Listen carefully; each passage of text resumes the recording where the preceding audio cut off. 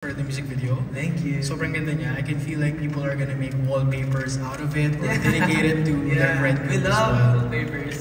Yes. First question lang, anyone can answer. So, how did this casting come about? Like, what was the process of like having this very youthful, very young cast members in the music video? I think ako lang ata magsasagot nito. Okay. So, ako talaga po, I really love making stories out of people na alam kong kaya nilang gawin yun. And based of their appearance also and their vibe, na as a person talaga, not only in social media, but as a person, na alam kong may incorporate nila yung characters na ginawa namin for them. So, I picked them, ex-member ng YGIG, Alexi, and also si Kyler from Horizon, and then si Zeke Abella. Actually, kami ni Zeke, we're really good friends, but we never met each other na friends, as friends talaga. So, naging close kami sa social media.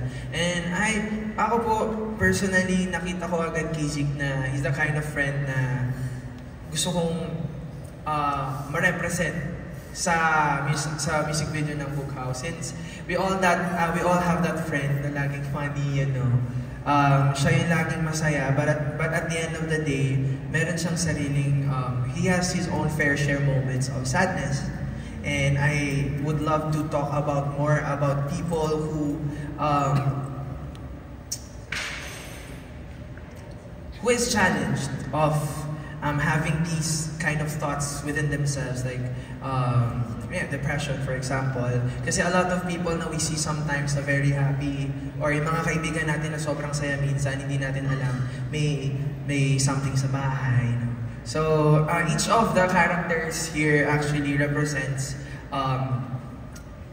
their own characters, their own unique characters na makikita nyo as you watch the music video. Kumbaga, pagpapanoorin nyo po yung music video, hindi nyo po siya agad makikita kung sino-sino sila. So you need to rewatch and rewatch it. Marketing. But you need to rewatch it and rewatch it for you in order to, like for example, sa first watch mo, ang titignan mo muna si Zeke. Tapos sa pangalawa naman, ganun, ayun po.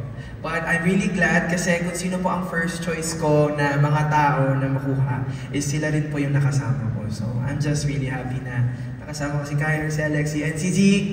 Zeke, kung nasan ka man ngayon, sana masaya ka. Ayun po.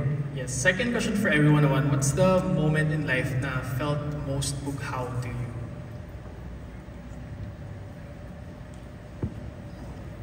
Miss you. Go ahead. For me po, it would be when I was in high school. Because as I said kanina, friendship means a lot to me. And kahit nga pag naririnig ko yung song ni Kuya Maki, yung moments na yun yung naalala ko. And it's just like when life back then in our youth was so simple, yung isip natin that time parang, ang laki ng problema, pero now it's like, oh, I wanna go back to those moments na parang, oh, enjoy lang kayo with your friends, you're sharing your problems, there's no judgment, there's no pressures from the outside. Kayo-kayo lang in your own circle. And so Bookhow, yun po. Sa akin naman is siguro yung mga panahong bata pa ako. Kasi yun nga, katulad nga nung sabi ni Alexis, walang iniisip na problema. Ayun, masaya ka lang naglalaro, tsaka nag-e-enjoy ka sa mga bawat ginagawa mo. Ayun. Okay na po. Alright, thank you, Thank you Sir so much. Jello. Okay, next up we have John Roger Orquiza of the Queen Darla. Hi, Maki. Hi, everyone. Hello po. Yes. Hello po. Actually, natunog na yung questions ko. But, siguro, other question na lang. I was curious kasi yung necklace, actually I have mine, plays an integral role sa music video, especially sa cover ng song. Yes. Can you share more? What's the representation? Okay. I love that question. Di ba inubusan ka po nila, pero mas maganda yung charot. Diyan ka lang po.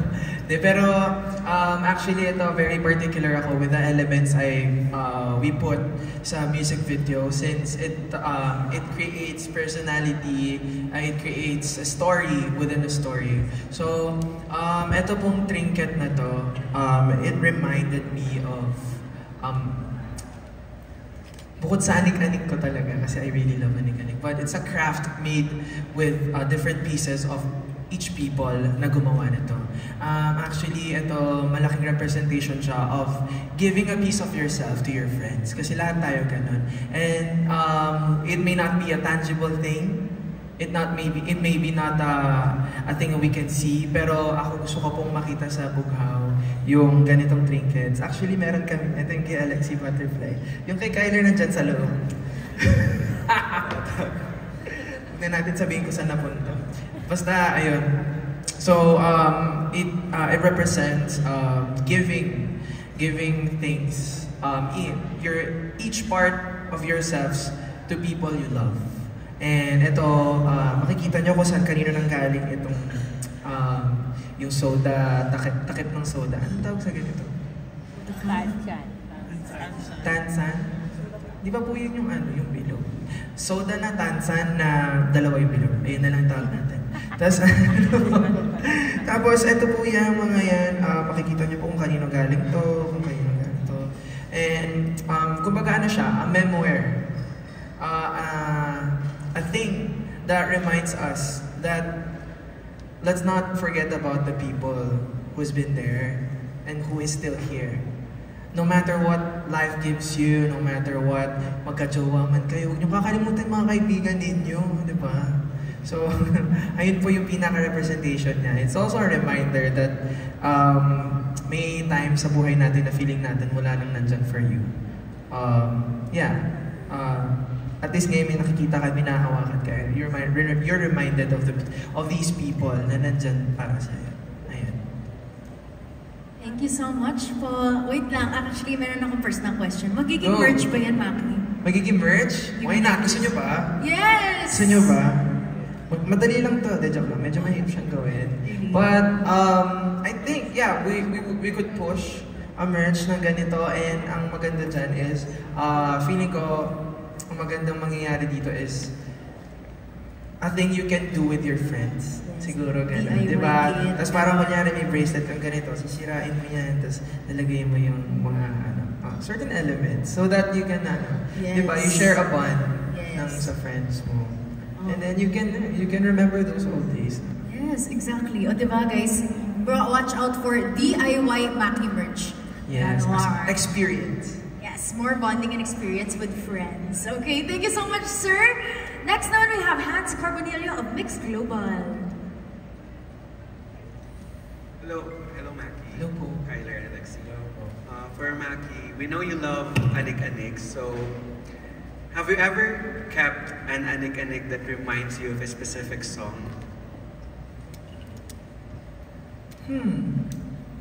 Like anything anik-anik? Yes. A specific song of mine or iba? Of yours. Mine? Like for example, we know now, whenever you perform on stage, you have something with you, like yung parang a plushie, ganon. So do you have any specific anik-anik that you relate to a certain song?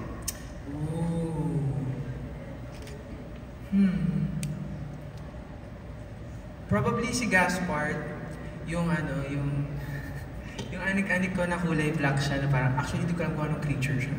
But pag sinerch na si Gaspard and Lisa, ano yun, makikita niyo yun. But it reminds me of the song Dilaw. Kasi yun yung dinala kong plushie, kasama si Maloy. Kasi yung plushie, nalimutan ko yung name, ano nga ba yun? May binigay akong plushie kay Maloy, tapos siya yung nagpangalan. So tanungin niyo na lang siya next time.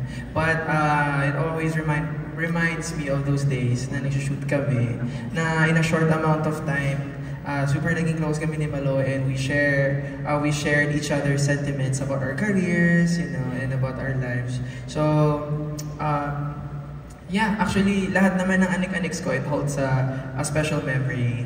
Kaya din talaga pinush ko din to, kasi it talks a lot about my branding. It talks a lot about my obsession, love and adoration sa mga ganitong mga bagay. Kasi it reminds you of something. Diba? And it keeps you sane. So, ayan po. Right.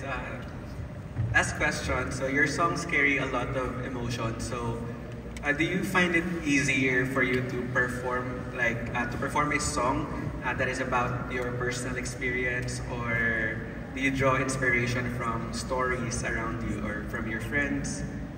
Ganon. Performing or writing? Performing and writing. Performing and writing. Well, ako, writing kasi, sa akin ngayon, I'm exploring po na to write something out of the experiences of the people na nakapaligid sa akin. And right now, it's working. I think it's working. Na nakakapag, gumagawa na ako ng mga kanta na based off experiences of my sister, yung mga friends ko, ganyan. So, I think you're gonna see more of that soon. Kasi hindi naman lahat kaya kong ma-experience. Kawawa naman po ako, di ba, kung puro heartbroken songs. Tapos, lagi akong heartbroken. So, but whenever performing naman po, I really enjoy performing yung songs talaga na sinulat ko. Kasi it takes a lot of courage for you to write things about your own life and performing it even, di ba? Para sa akin kasi maganda rin as an artist. Ako kasi po, I'm an artist na sobra akong candid. I don't really like being uptight on stage. So, yeah, it talks a lot about my stories as well. So, I love performing my songs. Gusto niyo ba ng more songs? More songs pa soon. So, yeah. Thank you, Hans. Siyempre, experiences din ni Cloud. Di ba? Namiss ko na. Hindi siya kasama today. Okay guys, mamaya, this 2025 experience ni Cloud yung next song mo, di ba, bongga? Okay, next question. Thank you so much, Hans Carbonillo of Mix Global. We have Charlene Haranilia of Philippine Concerts. Yes? Hello po, Maki. Congratulations sa upcoming release ng Bukawi. So, yun nga, your music often touches on like themes of shared emotions and connections. And how do your personal experiences influence your songwriting? Particularly in tracks like Bukaw, which you mentioned earlier is about not just about friendship but about love that lasts forever. Sorry po, ano ulit? Sorry. How do your personal experiences influence your songwriting? Very drastic. Very malaki po yung impact ng mga experiences ko. Kasi I resonate more to the things I write na alam kong nangyari siya sa akin. That's why it's a challenge for me. Sabi ko nga na I'm exploring to write ng mga bagay na experiences ng ibang tao. But right now I think mas marami siguro kasing nakikinig ng mga kantang alam kong alam nilang na-experience ko na. And I think that speaks a lot about also the thing about my fans, my Zushis, na they can relate to me. And I think magandang bagay yun. Kasi it's one thing to be good at singing, to be good at performing, but malaking bagay yung connection, kagaya sabi mo kayo, connection ko sa fans ko. And hindi naman ako masaya na heartbroken din sila. Pero at least masaya ako na hindi kami mag-isa, di ba? Magkakasama kami. So, and someone out there understands their pain, understands their happiness and joys. Ayan. And for my last question, if you could send a letter to the Maki who first started writing music, what advice or words of encouragement would you give to him? Pangit nung una mong kanta. Hindi, sasabihin ko sa kanya talaga. Kasi, ano yan well, I was really harsh pala dati sa sarili ko. But, it didn't stop me to write new songs and to grow, to develop myself more in terms of being a songwriter and also learning more about myself dun sa side or sa aspect na you're gonna enter an industry na mas harsh pa sa'yo. But it's up to you. It's up to you if you're strong enough, if you're strong-willed enough to be your own best friend. Kasi ako, para sa akin, myself is my worst enemy. And it can be, it still can. As long as nandyan yung pressure sa'yo, nandyan ka na lagi mong pinagsasalitaan yung sarili mo ng ganito. Diba? It can be your worst friend, it can be your worst enemy, but it can also be your best friend. Yun yung sarili mo. So, ako masasabi ko sa sarili ko, I'm really, really proud of him. Because he didn't stop. And I just know he will not stop. Kasi, di ba, parang that time I was, kumbaga, sa Bible, parang akong nasa drought. I didn't know where to go. I didn't know who to trust. So I trusted myself. I got to know myself. And through that, I saw gardens. Kasi parang, iniisip natin kasi we have this certain expectations within ourselves na kailangan garden agad to lahat. Kailangan may puno, may flowers agad. Pero di ba, everything starts with small things. Na parang kahit may onting plant lang dyan, if you let it grow, if you let it, consistently, if you let it grow, if you take care of it, lalago at lalago yung mga bagay na yan. So, yeah, sasabihin ko, everything starts with small things. And then, you may be small now, where you can be big, and even bigger than your dreams. So, ayan. Thank you. I hope you continue to be your own best friend. Congratulations, Maki. Thank you.